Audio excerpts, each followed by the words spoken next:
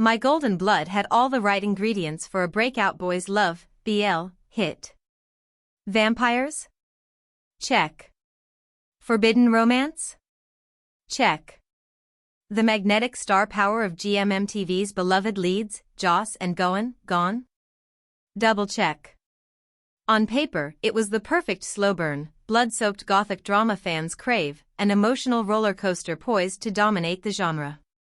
But instead of sweeping viewers into its night-tinged fantasy world, the show has left many cold, and not in the sexy, undead way.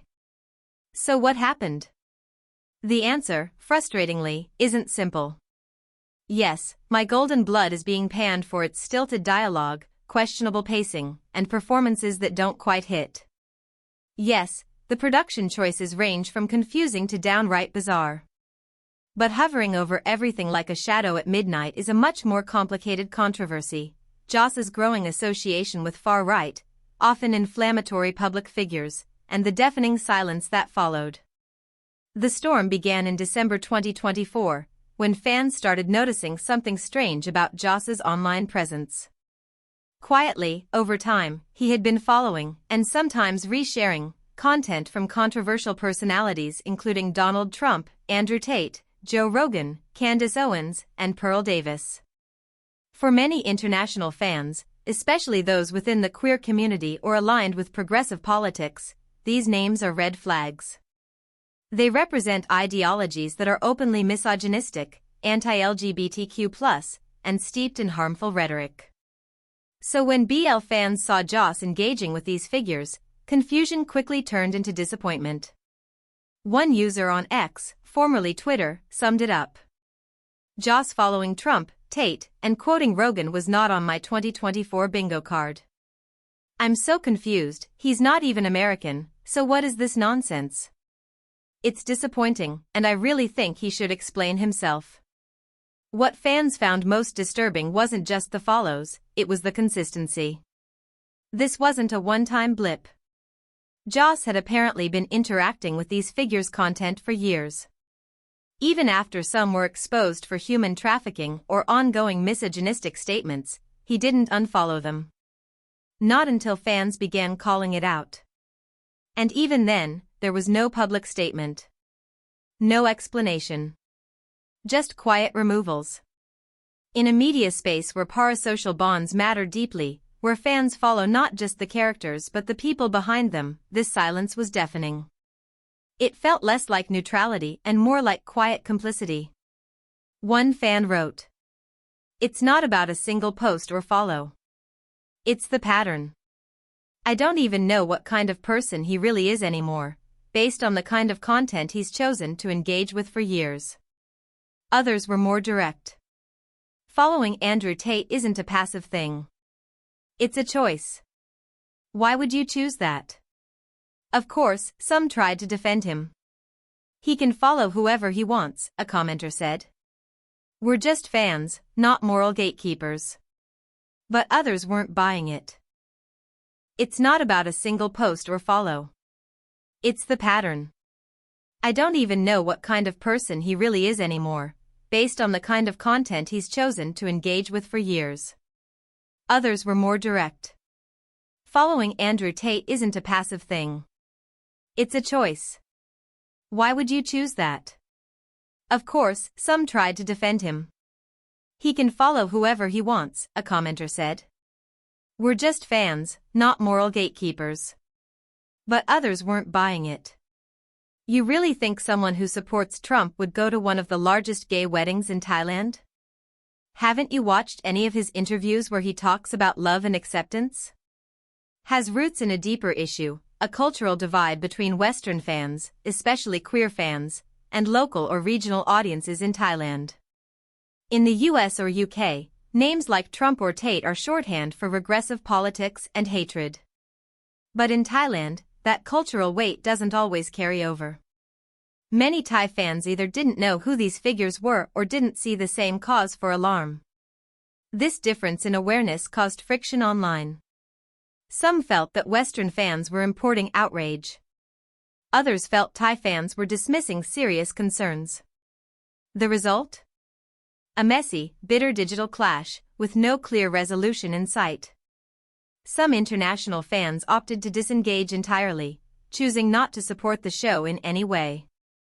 Others made compromises, pirating episodes or watching quietly without boosting it on social media, in order to support Gohan but not Joss. And some? They walked away for good.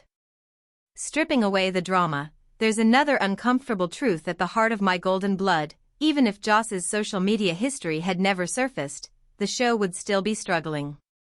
It just isn't very good. From the very first episode, fans noted the weak writing and awkward tone. Critics and casual viewers alike found themselves confused. Often praised for his emotional intensity and range, feels out of place as Mark, a bratty and underwritten character. Honestly, I'm not feeling Gohan's character, one viewer wrote. He's not a bad actor.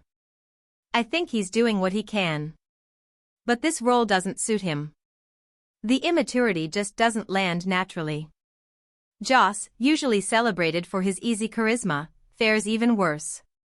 It's like watching a hot mannequin try to feel something, a fan quipped. He's pretty. That's it. And tension, the lack of chemistry between the leads is a death knell.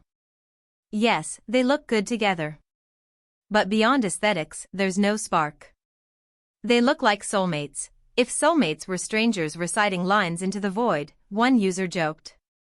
I still don't understand why Mark and Tong fall in love. There's no build-up. No emotional arc. Just, plot says so, another added. It's not just the romance that's failing to convince. The plot itself feels half-baked. Fans expected a grand vampire mythos, secret clans, ancient feuds, mystical bloodlines. Instead, they got yet another university-set drama where the supernatural elements feel like an afterthought. What does Golden Blood even do? Why should we care? One viewer asked. The pacing has also been a point of contention. The premiere was unintentionally hilarious, bad dialogue, clumsy acting, and all. But as the episodes went on, that ironic charm faded into frustration. We signed up for a vampire saga, one commenter said, and got a budget college drama with fangs. The show flits between tones, brooding vampire lore in one scene, slapstick college hijinks the next. The result is jarring. The CGI looks unfinished. The fight scenes feel choreographed in someone's backyard during lunch. Nothing clicks. Some fans have leaned into the camp, finding joy in its unintentional comedy. It's like a parody of a BL vampire drama, and I love it for that, one fan said. But for every viewer embracing the chaos, dozens more seem to be giving up entirely. As of now, only a few episodes have aired. There's still time for My Golden Blood to course correct. Maybe the plot will tighten.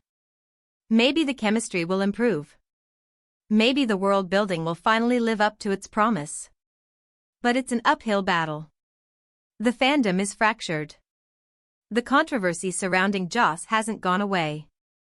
And more importantly, the story has yet to earn its place in a saturated genre full of better, bolder, and more emotionally resonant series. At the end of the day, My Golden Blood isn't the victim of cancel culture. It's the victim of its own mediocrity. The controversy around Joss certainly lit the match. But what's keeping the fire going is the show's failure to deliver on what it promised, a thrilling, queer, emotionally rich vampire romance. Viewers didn't turn on the series because they're fickle. They turned because they expected something that respected their time, their values, and their intelligence. What they got was surface-level sizzle with no heat. A romance without heart. A gothic fantasy drained of meaning. For some, the damage is already done. But for others, hopeful, skeptical, or just bored on a Friday night, there's still a sliver of curiosity left. Maybe it'll surprise us. Maybe it'll redeem itself. But if not? My Golden Blood may go down as a cautionary tale of what happens when star power, controversy, and ambition collide without a strong story to hold it all together.